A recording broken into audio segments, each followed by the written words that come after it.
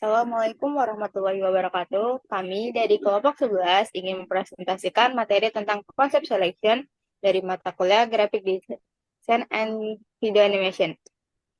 Dan di sini kami beranggota 3 orang. Yang pertama ada saya sendiri, Dia Permatasari dengan NIM 17106230082. Yang kedua ada Muhammad Syahid Darmawan dengan NIM 17106230085. Yang terakhir ada Rania Kamila dengan NIM 17106230011.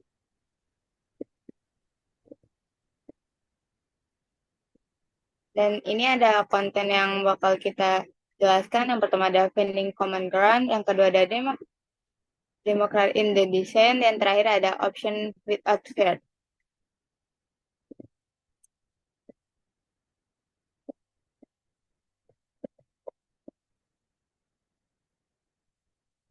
Definisi konsep selection. Konsep selection adalah tahap penting dalam pengembangan strategi komunikasi di mana berbagai alternatif konsep dievaluasi untuk menemukan solusi yang paling efektif.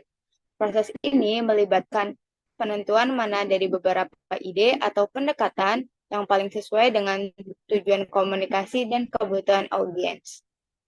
Slide selanjutnya.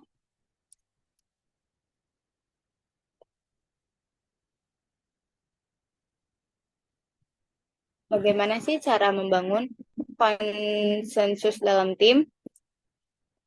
Nah, konsensus dalam tim ini untuk memastikan bahwa anggota tim yang lebih vokal tidak mendominasi dan menentukan arah. Membangun konsensus di antara tim adalah proses penting untuk mencapai kesepakatan dan dukungan terhadap keputusan yang diambil. Salah satu teknik yang efektif untuk mencapai konsensus adalah dengan teknik kelompok nominal atau NGT. Kelompok nominal adalah metode yang digunakan untuk membantu kelompok dalam membuat keputusan dengan cara yang inklusif dan terstruktur. Metode ini memastikan bahwa semua anggota tim memiliki kesempatan untuk berpartisipasi secara setara dalam proses pengambilan keputusan. Benefit of NGT ada 3 hal utama. Yang pertama ada partisipasi setara. NGT menciptakan lingkungan di mana peserta dapat menyuarakan pendapat mereka tanpa merasa tertekan oleh suara mayoritas. Ini membantu memastikan bahwa semua ide dan perspektif didengar dan dipertimbangkan. Yang kedua, ada mengurangi pemikiran kelompok. Dengan memberikan kesempatan bagi setiap anggota untuk menyampaikan pendapat secara individual terlebih dahulu, NGT mengurangi risiko pemikiran kelompok di mana anggota tim mungkin merasa terpaksa mengikuti pendapat yang dominan. Dan yang terakhir, ada dukungan untuk keputusan. Setelah semua ide dikumpulkan dan dievaluasi, tim dapat lebih mudah membangun dukungan untuk keputusan akhir karena semua orang merasa bahwa mereka telah memiliki suara dalam proses tersebut. Slide selanjutnya.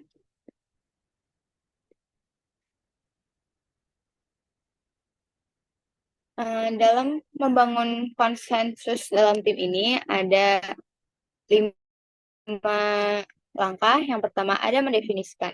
Dan yang kedua ada brainstorm. Yang ketiga ada college. Dan yang keempat ada clarity. Dan yang terakhir ada rank. Yang pertama, definisikan yaitu adalah langkah pertama mendefinisikan masalah yang sedang dipecahkan. Misalnya, tim mungkin mencoba strategi komunikasi yang mana akan berhasil. Dan yang kedua ada brainstorming.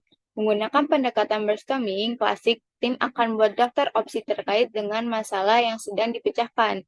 Individu harus bekerja sendiri untuk membuat daftar mereka. Sebaiknya tidak ada pembicaraan selama proses agar peserta tidak saling mempengaruhi. Yang ketiga ada kumpulkan. Setiap opsi dituliskan agar dapat dilihat dengan jelas oleh kelompok, baik di selembar kertas besar ataupun di papan tulis. Opsi harus diberi huruf, misalnya seperti A, B, C, dan lain-lain, nama, dan deskripsi. Tidak boleh diskusi tentang opsi selama fase ini. Dan yang keempat ada jelaskan. Nah, tim sekarang dapat mendiskusikan opsi agar mereka menjadi lebih jelas. Tim harus berusaha menjadi sesepele mungkin pada tahap ini, membatasi komentar negatif atau positif yang kuat. Dan yang terakhir, untuk memberi peringkat pada opsi tersebut. Pada selembar kertas, anggota tim secara individu memberi peringkat opsi dari 1 hingga 10 dalam urutan kepentingan dengan 10 adalah yang paling penting. Slide selanjutnya akan dijelaskan oleh rekan saya. Oke, submateri selanjutnya ini ada demokrasi in design atau demokrasi dalam berdesain. Jadi demokrasi in design atau demokrasi dalam berdesain ini adalah konsep atau proses yang melibatkan individu maupun kelompok lain untuk berpartisipasi aktif dan berkolaborasi eh, untuk berbagai langkah atau proses dalam membuat desain, baik itu untuk mendesain produk, layanan, pengalaman, maupun barang dan lain-lain. Slide selanjutnya, ini ada bagaimana cara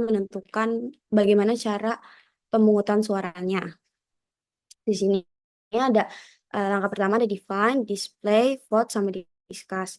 Nah, define ini yang pertama itu kita mendefinisikan atau mendeskripsikan dulu nih kira-kira konsep di sana kayak gimana supaya teman-teman yang nge-vote itu bisa tahu mereka pilihannya mau kayak gimana. Define ini kita ngejelasin pola desainnya kayak gimana, warnanya, nuansa maupun motif serta ukurannya dan lain-lain. Terus yang kedua ini ada display atau tampilan. Nah, di karena tadi konsep desainnya udah ada, kita tuh kasih tahu dan kita tampilin ke teman-teman yang mau ngevoting nanti supaya mereka bisa ngeliat dengan jelas dan mereka tahu mereka mau milih yang mana. Terus selanjutnya ada tahap vote atau pemilihan. Nah, di tahap vote ini setiap peserta itu bakal dapat 3 sticky notes. Jadi 3 sticky notes ini ada 3 warna yang berbeda, misalnya merah, kuning, hijau. Nah, merah ini untuk ngevote pilihan pertama mereka. Misalnya mereka paling suka desain yang A. Jadi yang merah ini mereka taruh di A. Terus yang kuning pilihan kedua mereka taruh di 2. Terus yang hijau ini mereka taruh di pilihan ketiga karena mereka sukanya yang ketiga. Terus yang paling terakhir, oh ya, di di langkah pemilihan ini, peserta itu diharapkan tidak berdiskusi dengan peserta lain supaya tidak mempengaruhi hasil dari voting tersebut. Terus yang keempat ini ada discuss atau diskusi. Jadi setelah suara udah ditentukan, dihitung dan dipilih, opsi di sana pastinya udah ada karena memilih suara terbanyak. Terus setelah itu tim dari desainnya ini bisa mendiskusikan apakah desain yang udah dipilih oleh halayak ramai ini pantas untuk digunakan dan apakah memenuhi kriteria dari karakter tersebut. Selanjutnya akan dilanjutkan oleh rekan saya. Baik, selanjutnya ada opinions without fear, yaitu bagaimana cara agar peserta dapat menyampaikan aspirasinya tanpa rasa takut. Yang pertama ini ada caranya yaitu voting anonim. Voting anonim itu memungkinkan peserta memberikan pendapat dengan lebih jujur tanpa takut tekanan dari atasan atau rekan kerja. Ini sangat berguna dalam kelompok dengan hierarki karena melindungi peserta dari pengaruh atau tekanan dalam membuat keputusan. Meskipun tidak menghilangkan tekanan sepenuhnya, voting anonim memberikan perlindungan tambahan. Next.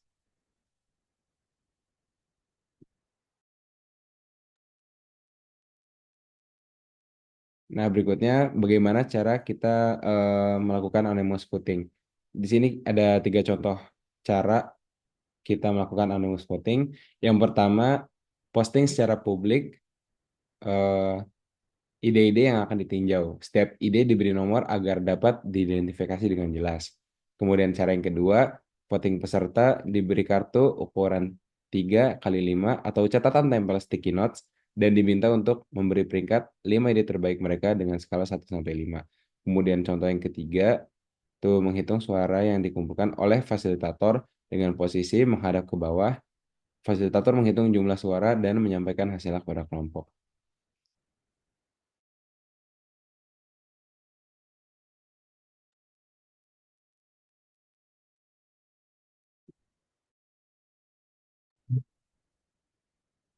Sekian presentasi dari materi kelompok kami. Semoga dapat dimengerti. Wassalamualaikum warahmatullahi wabarakatuh.